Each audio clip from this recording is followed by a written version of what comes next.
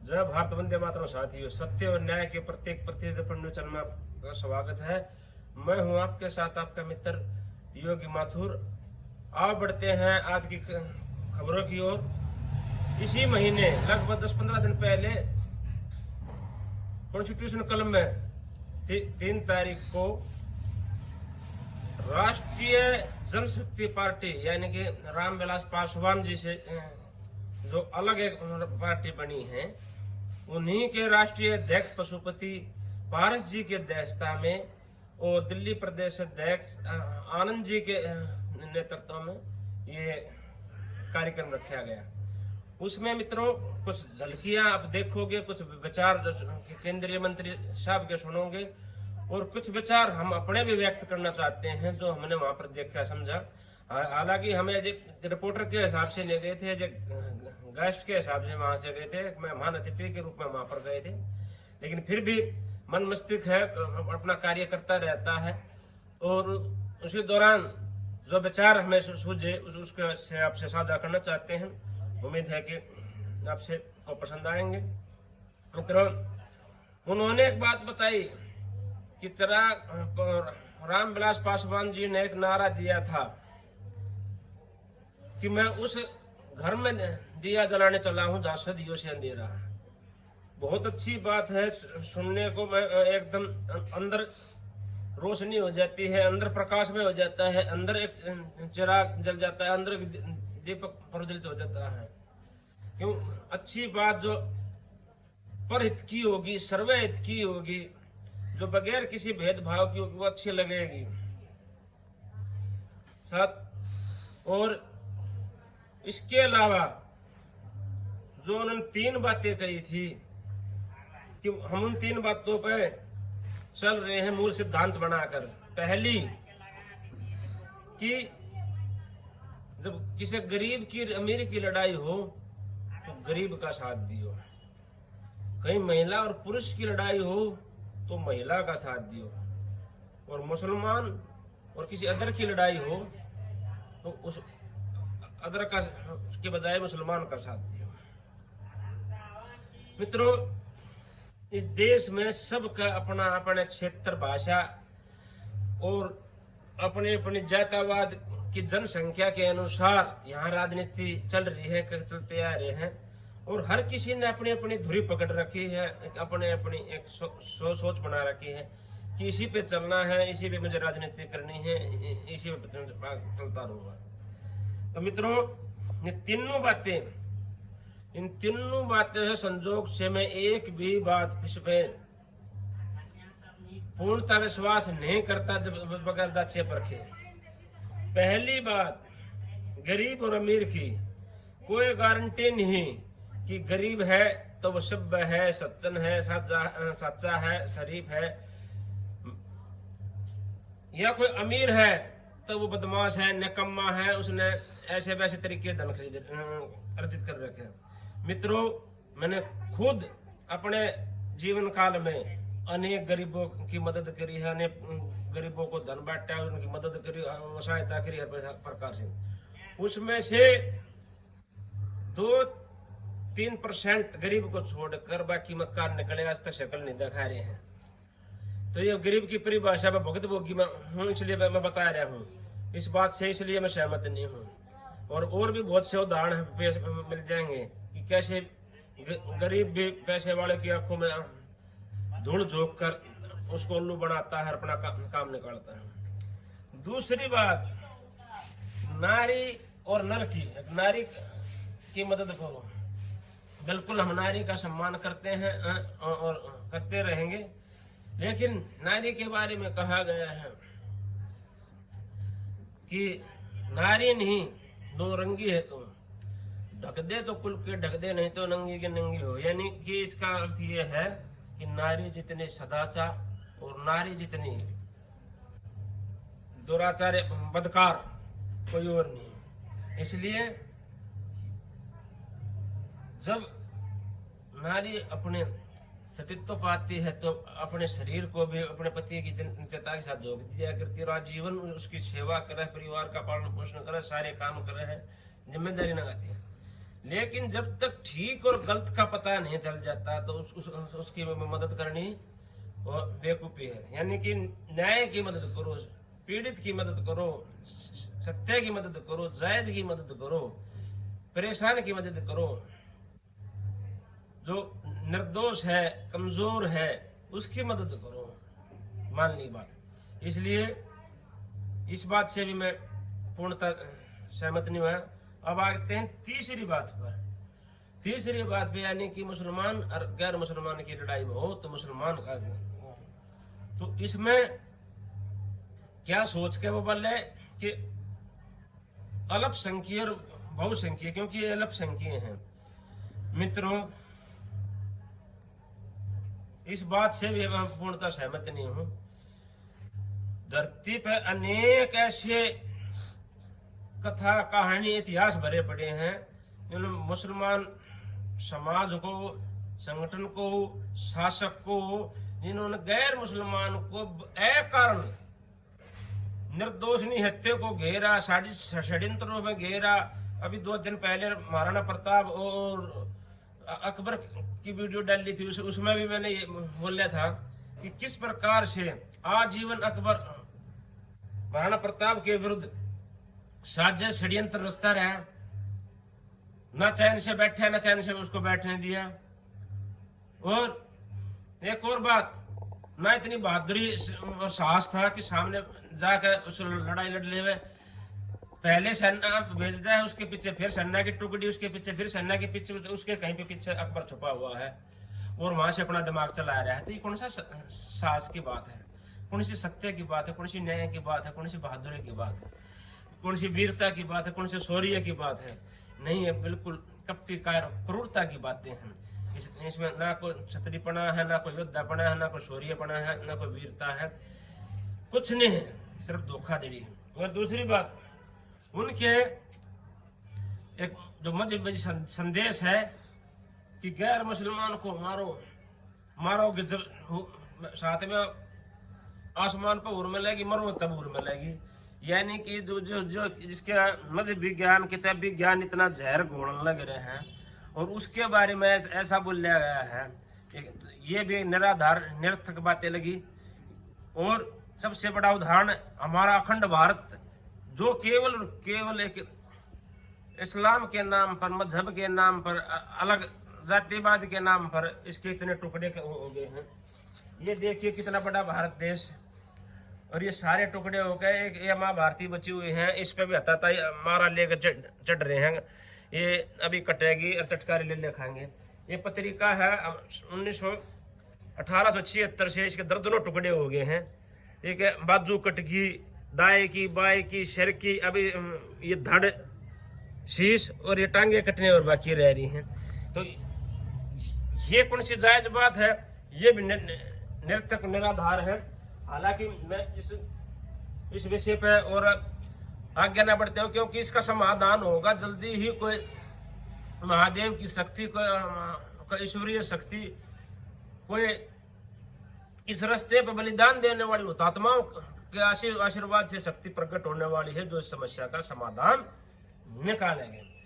अब बात करते हैं उसके, जिस मैं उस घर पे दिए जलाऊं जहां पर सदियों से दे रहा है, वो आदरणीय रामविलास पासवान जी की आत्मा जाना है, वो पार्टी को चलाने वाली उनकी आत्मा जाना है। वो कितने लोगों का क्या भला कराया है।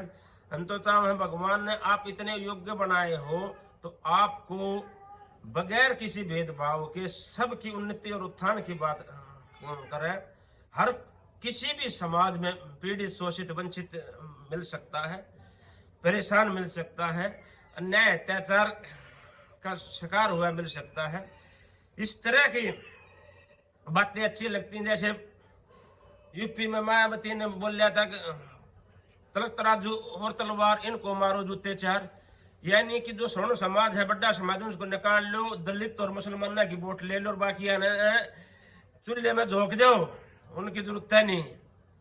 तो ये राजनीति देश में बहुत ही गंदी, खतरनाक, देशद्रोही, देश की एकता के विरुद्ध चल रही है। हम इस ऐसी राजनीति का खंडन करते हैं, जोरदार विरोध करते हैं और एक स्वच्छ राजनीति का शुभारंभ करना चाहते हैं। दिल्ली की सत्ता से, दिल्ली की विधानसभा से हम राजनीति में उतरना चाहते हैं, सत्य के लिए, न्याय के लिए, आपके लिए, देश के लिए, देशवासियों के लिए, आने वाली पुश्तों और पीढ़ियों के लिए। तो इसमें हमारा साथ दें और अन्यथा जिसको हमारे विचार अच्छे से नहीं लगे वो हमारे जीवन से बिल्कुल निकल जाए, दूर तक उनकी परछाई भी नहीं दिखनी चाहिए। अब समय है, जो हमें समझाएगा हम उनको समझेंगे, जो हमारी भावना को समझाएगा, हमारी देशभक्ति लक्ष्य और उद्देश्यों को समझाएगा हम उसको समझेंगे, जो सर्व हित के हमारे जो राजनीतिक पहल को समझे हम उसको समझेंगे। अन्यथा अब बाकियों को समझने का समय नहीं है। किसी भी बात को भाई आनंद जी से मैं और सभी पदाधिकारियों से मैं कहूँगा अन्यथा ना ले, ये अपने भाव विचार है और अपने भाव विचार रखने की स्वतंत्रता समाज को भी देता है और सरकार भी देते हैं और संविधान भी देता है। वो कहाँ तक फैलते हैं, कहाँ तक नहीं फैलते हैं, कौन तो सहमत होता है, कौन असहमत होता है, ये अलग विषय है, किंतु विचार व्यक्त करने का हक अधिकार सबके समक्ष है। कोई ऐसी भूल चूक त्रुटि होगी तो राष्ट्रीय जनशक्ति पार्टी से के पदाधिकारी, राष्ट्रीय अध्यक्ष, दिल्ली प्रदेश अध्यक्ष और जितने भी कार्यकर्ता है उनसे क्षमा प्रार्थी रहूंगा। मैंने अपने विचार रखे और आनंद जी से एक निवेदन है, मेरी बात कहीं बुरा लगा है, जो मैंने आपको उपहार प्रेम से दिया था उसको फेंकना नहीं, इशारा कर देना, अपने उठा लेंगे, लेकिन अपने दिल में हमारे प्रति नफरत के भाव मत उगाना, क्योंकि हम इस प्रकार के नहीं हैं। हम निस्वार्थ, निःशुल्क, निष्पक्ष, निडर होकर सत्य की राह पे हैं, न्याय की राह पे हैं, राष्ट्रता और मानवता की राह पे हैं। इसमें जो भी हमारे समक्ष में तीन बातें हैं, तीन बातों में से कोई भी एक बात होगी तो हम उसको अपना बना लेंगे, जिसका भारत देश में श्रद्धा रखता हो, ओम का आस्था रखता हो और मानवता में विश्वास रखता हो। इन तीनों में से दो भी किसी के पास है, हम उसको एक भरत बन के, उसको राम समझ के उसके गले लगाएंगे और उसका अनुसरण करेंगे, उनके साथ कंधे से कंधा, कदम से कदम मिलाएंगे। वीडियो अगर लंबी हो रही है, विचार व्यक्त करने के लिए बहुत है, लेकिन अभी फिलहाल के लिए हम यहीं पर समाप्त करने जा रहे हैं। किसी को भी यदि इस सृष्टि का, इस संसार का सत्य जानना है, वैदिक विज्ञान केंद्र है, छोटे छोटे प्रश्न उत्तर है, पिछले 15 सालों से, लगभग 15-17 सालों से फ्री वितरण कर रहा हूँ। किसी ने आवश्यकता है तो कराड़ा क्रांति आश्रम तपोभूमि पधारे और पत्रिका ले, इससे आपका बहुत ही आध्यात्मिक और धार्मिक और सामाजिक प्रकार से ज्ञान में वृद्धि होगी। आप बेझिझक और निसंकोच कहीं पर भी बोल सकते हैं कि कौन से धर्म का जन्म कब हुआ था, उसके क्या कारण थे और इस मानव जाति पे क्या अनुकूल और प्रतिकूल प्रभाव पड़ता है। मेरा नाम योगी माथुर है और फोन नंबर 7042419323। आप सभी को बहुत बहुत ढेरों शुभकामनाएं। जय हिंद, जय भारत, वंदे मातरम। साथियों, महामंडलेश्वर की जय हो, पशुपतिनाथ की जय हो, महाकाल की जय हो, महादेव की जय हो, जय मातृभूमि।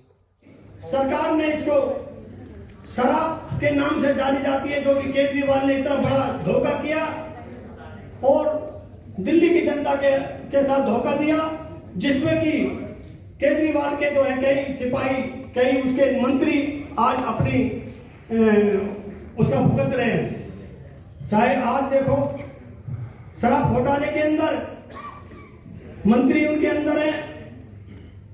और आज मैं सबसे पहले एक बात बता दूं कि मेट्रो स्टेशनों के अंदर भी शराब के ठेके खुल चुके हैं, जिसका राष्ट्रीय लोक जनशक्ति पार्टी उसका पूरी तरह से विरोध करेगी और सड़क पर उतरेगी, उन ठेकों को सबको बंद कराएंगे। और हमारे काले करतूत ये देश के साथ, दिल्ली की जनता के सामने आ चुके हैं और दिल्ली की जनता का, देश की जनता उनको माफ नहीं करेगी। चाहे उसके लिए हमारे उसे सबसे पहले राष्ट्रीय लोक जनशक्ति पार्टी के पदाधिकारी केजरीवाल का रास्ता रोकेंगे और केजरीवाल के सारे जो सपने हैं, जो झूठे सपने हैं, इनको विफल करने का पूरा प्रयास करेंगे। इसके लिए मैं सभी को दिल्ली से आए हमारे साथी सबको मैं धन्यवाद करता हूं। समाजवादी पार्टी का विस्तार आनंद जी ने जब जिम्मेदारी लिया, उसके बाद संगठन पर जो मेरे संज्ञान में है कि बहुत तेजी से इन्होंने काम किया और लगातार हमारा सहयोग भी उनको रहा। हमसे जो भी है वतन में जितावा पैदा, ऐसे थे हमारे रामविलास पासवान जी। उनके जैसा वो, उनकी सोच ऐसी थी कि मेरा जन्म 1957 का है, मेरा दुर्भाग्य रहा कि बाबा साहब को मैंने नहीं देखा। वो 56 में सिधार गए थे और उसके बाद बाबा साहब को पढ़ने का मौका मिला और आज से 35 साल पहले मैं हमारे मसीहा श्री रामविलास पासवान जी के संपर्क में आया। उनमें मैंने दूसरे मित्र साहब देखे। वो ऐसे हमें साथ में, आपको पता है, वो मेरे साथ में, मेरे अंडर में, मेरे टीम में 7 साल काम कर रहा था। तो ऐसा नहीं है कि हमारी पार्टी में कोई ऐसा नेता नहीं निकला। हमारी पार्टी से सीख के नेता निकले पूरे देश में। दिल्ली प्रदेश से ये मैसेज देंगे, क्योंकि आप सबको पता है कि यहाँ कट्टर ईमानदार बोलने वाला कट्टर बेईमान नेता है। उसने किस तरीके से आज पोल्यूशन की बात कर रहे हैं, जो आज से जब आते थे इलेक्शन के टाइम बोलते थे कि हम डुबकी लगाएंगे यमुना में। हम कहते हैं आज मीडिया के कुछ साथी भी है, इनके माध्यम से लगाइए डुबकी, हम देखते हैं डुबकी लेकर तो गोरा निकलेगा या काला निकलेगा। ये सब नोटंकी और ड्रामाबाजी अब दिल्ली में उन्होंने शराब बांटने का काम कर दिया। इन सब चीजों को पूरी हर जगह जमीन पर लेना है। कहीं स्कूल बनाने की बात नहीं की, कहीं कॉलेज बनाने की बात नहीं की, हॉस्पिटल बनाने की बात नहीं की, खाली हवाई ये बनाया वो बनाया ये बनाया और पूरे हिंदुस्तान में घूम रहे ये कहकर कि दिल्ली मॉडल। जमीन पे अपनी मजबूती के साथ एनडीए के गठबंधन में हम आने वाले समय में बहुत कुछ कर सकते हैं और अपने लोगों को जिताकर सरकार में अपनी एक मजबूत वजह खड़ी कर सकते हैं, ताकि हमारे लोगों की आवाज हम उठा सके और उनके लिए हम न्याय मांग सके, उनके लिए काम कर सके। मैं आपसे कहना चाहूंगा कि हमारे राष्ट्रीय अध्यक्ष हमारे माननीय पशुपति कुमार पारस जी, हम लोग ने कोठी पे हमारे कार्यालय में लगातार लोग, रोज इतने लोग आते हैं मदद के लिए। किसी को अस्पताल की मदद की जरूरत है, किसी को इलाज की जरूरत है, हर तरह का वहां पे सुबह से शाम लोग तैनात किए गए हैं। और राष्ट्रीय अध्यक्ष जी का आदेश है कि जो भी व्यक्ति आए वो निराश होकर ना जाए और उसकी किसी न किसी तरह से मदद की जाए। इसके लिए मैं राष्ट्रीय अध्यक्ष जी को आपसे निवेदन करूंगा, ताली बजा के धन्यवाद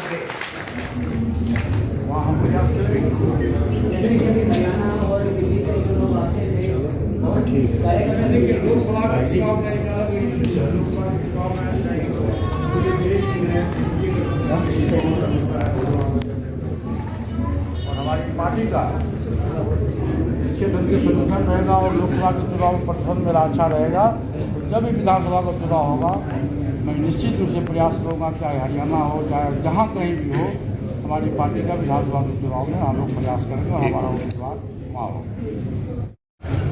बार उनके भाषण सुनने का मौका मिला जब पासवान जीवित थे, तो मैं पर्दे के पीछे काम करता था, क्योंकि बड़े भाई छोटे भाई का रिश्ता था। तो अपने भाषण में क्रम में कहते थे कि देखो, औरत और मर्द में झगड़ा हो तो तुम औरत को साथ, गरीब और अमीर में झगड़ा हो तुम गरीब को साथ, और हिंदू और मुसलमान में झगड़ा हो तो मुसलमान के साथ। ये तीनों समाज में अल्पसंख्यक माने जाते हैं। महिलाओं पर अत्याचार हुआ करता है, गरीबों पर अत्याचार हुआ करता है। इसलिए पासवान जी का नारा था, ये 3 नारा था। आज तक जितने भी प्रधानमंत्री हुआ करते थे देश में, ये पहला प्रधानमंत्री है नरेंद्र मोदी जी, जो गरीबों के हित की बात करते हैं, और पहला प्रधानमंत्री है जो हिंदुस्तान का प्रधानमंत्री होने के साथ साथ पूरे विश्व का सम्मान नेता है। अमेरिका जो सबसे सबल कंट्री है, पूरे विश्व में सबसे शक्तिशाली कंट्री है, सबल कंट्री है, वहां के राष्ट्रपति ने, हमारे प्रधानमंत्री अमेरिका के, तो उन्होंने क्या कहा कि नरेंद्र मोदी जी आज के तारीख में आप इतना लोकप्रिय नेता हो कि हमारी इच्छा होती कि मैं आपका ऑटोग्राफ करूं। अमेरिका के राष्ट्रपति ने कहा, कोई दूसरे देश के राष्ट्रपति ने पैर छूकर आशीर्वाद लिया प्रोटोकॉल को तोड़ के। आप देखे होंगे कि 75 वर्ष के दरमियान देश में आज के तारीख में जो विदेश पॉलिसी है भारत का, शायद आज तक ऐसा विदेश पॉलिसी भारत का कभी नहीं हुआ था। और पूरे विश्व में भारत का नाम है, पूरे विश्व में नरेंद्र मोदी जी का नाम। आपने जितनी भी पशुपति पारस जी जो जिसके राष्ट्रीय अध्यक्ष हैं, राष्ट्रीय जनशक्ति पार्टी के जितने भी ये वीडियो देखी हैं, अब उससे आपको महसूस हो रहा होगा हाँ भी किस किस तरीके से राजनीति खेली जा रही है, राजनीति की एक धुरी पकड़ी जा रही है, राजनीति का एक केंद्रीकरण हो रहा है, एक विशेष का, एक पक्ष का, एक समाज का, एक जाति का, एक बिरादरी का, एक मजहब का, किस तरीके से बांटा जा रहा है। मैं इसमें सबसे अहम बात क्या है कि हमारे पशुपति अखाड़ा के आचार्य महामंडलेश्वर हमारे पूज्य गुरु जी श्री गौरीशंकर महाराज जी स्टेज पे कम से कम 2-2.5 घंटे बैठे रहे हैं और उनको 5 मिनट का भी समय नहीं दिया गया, 2 मिनट का भी उनका आशीर्वाद शब्दों के द्वारा नहीं लिया गया। तो जो संत समाज की जो साधु के का सम्मान नहीं कर सकता, उसके आव भक्ति का ध्यान नहीं रख सकता, उसके आदत। मैंने गुरु जी गौरीशंकर महाराज जी से बोल रहा था कि राजनीति में आने के लिए महामंडलेश्वर बन रहे, मैंने साफ बोल रहा था। और इतनी देर तक मैंने भी कहीं बुला के नहीं बैठाए हैं, अभी तक कहीं भी नहीं बुलाए हैं। जिस तरह वहाँ बैठ कर हमने देखा ये समझा, मैं तो ये समझ रहा था कि समापन गुरु जी से होगा, उनके शब्दों से होगा, लेकिन वहाँ तो छुट्टी बोल की थी। और जब मैंने गुरु जी को बोला, इन्होंने नहीं चलने दो, और हालांकि नाराजगी भी झेलनी पड़ी है और तो जायज भी है। तो ऐसा कुछ ना करें, हर चीज़ का, हर पहलू का, छोटे का, मध्यम का, भी मीडियम का, टॉप का, हर समाज का, हर व्यक्ति विशेष का ध्यान रखना पड़ेगा, तभी राजनीति में वो आगे बढ़ेगी, वही इतिहास रचेगी। वो तो जनता है, कहीं ना कहीं उसने वोट देनी है, मजबूरी में भाई एक बार उसके गोद में बैठ जाती है, एक उसकी गोद में बैठ जाती है, ये कोई बड़ी बात नहीं, जीत का आना और ये। लेकिन हमारी विचारधारा क्या, हमारी मानसिकता क्या है, हमारा लक्ष्य और उद्देश्य क्या है, हम क्यों आए राजनीति, ये हमारे लिए इम्पोर्टेंट कदम। और जितनी भी बातें रखी, तरंग सगंध रखी है, हमने हमारे टीम में यहाँ बात भी हुई तो उनके मुख से भी नहीं निकल का, भी कई बातें नेगेटिव निकली हैं और मटेरियल कुछ भी नहीं था बोलने के लिए, कोई विषय नहीं था। जो बातें बोलनी चाहिए थी वे बोली नहीं गई, और जनाब बोलनी थी वे बोली गई। और हमने भी तीनों बातों पर अपनी बात रखी थी, गरीब अमीर पे, औरत मर्द पे, और मुस्लिम और गैर मुस्लिम पे, तीनों का उदाहरण दे दिया गया था। और तीनों का मैं साक्षात हूँ, क्योंकि किताबी ज्ञान और सुना ज्ञान 10-20% है, लेकिन प्रैक्टिकल और आध्यात्मिक 80-90% है अपने अंदर। हर मेरे 5-6 सगी बहन होने के बावजूद भी मैंने 5-7 धर्म बहन बनाई हैं, और उन धर्म बहनों को 1-2 छोड़ के उन उल्लू सीधा कराया, एक सच्चा बोला बाड़ा, पल्ले का गांठ का पूरा और अकल का अंधा। हमारी भावनाओं को, विश्वास को, हैं, हमारी श्रद्धा को, आस्था को, सबको कुछ ले गया है। किंतु हम फिर भी, मैं यही बात कह के अपनी बात को समाप्त कहना चाहता हूँ कि मैं महामंडलेश्वर योगी योगेंद्र सिंह माथुर गांव कराड़ा दिल्ली कैसी भारतवासी उदासनावासी, हम इसी रास्ते पर चले जाएंगे, चलते रहेंगे। ना चला जाएगा तो रेंगेंगे, लेकिन ये रास्ते को नहीं छोड़ेंगे। जिसकी भाई बहन का, माता बुजुर्ग का, किसी का भी, मातृ शक्ति, युवा शक्ति, वृक्ष शक्ति, किसी का भी वो विचार हमसे मिलता है तो उसका सुहृदय स्वागत है। आप सभी का दिन मंगलमय हो, शुभ हो और आपका जीवन सिद्ध और सार्थक बने। इन भावना शुभकामनाओं के साथ जय हिंद, जय भारत, वंदे मातरम। साथियों, हर हर महादेव, घर घर महादेव।